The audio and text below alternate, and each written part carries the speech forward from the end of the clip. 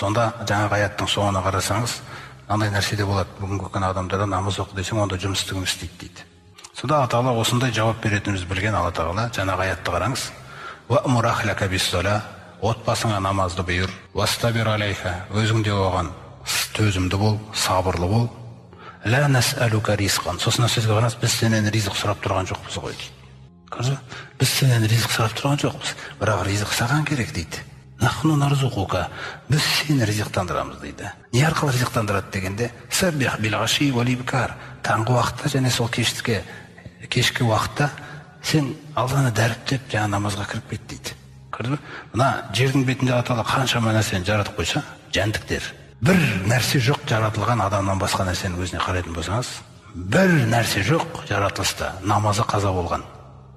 Күллі нәрсеге Алла Тағала намазымен тасбихын үйретіп қойғам дейді. Сонда субханаллахи ва бихамди деген сөз мысалы, Алла Тағала кемшілік сипаттардан пәк, бүкіл мақтау өзіне тән деген сөз дейді. Күллі нәрсенің намазы дейді. Солату күллі шейін. Ара, шыбын, жануар, мал, о көрсетпейді бірақ ода ол тасбих жұмыс істеп жатыр дейді, үзілмеген істейді әлі. Тек адам ақылмен үзіп жатыр дейді өзінің намаздарын. Сөз ғой. Оларда ол әрдайым істеліп жатады дейді.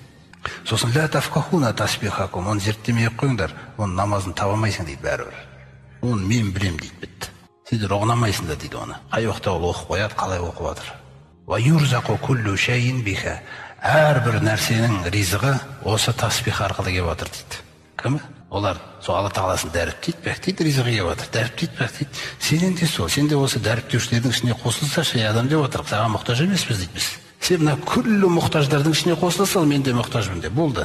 Бітті. Сенен де ризығыңды адалынан, әдемісінен жасап береміз дейді. Біз сенен ризық сұрамаймыз дейді. Ризықты біз береміз дейді. Осыны біл дейді.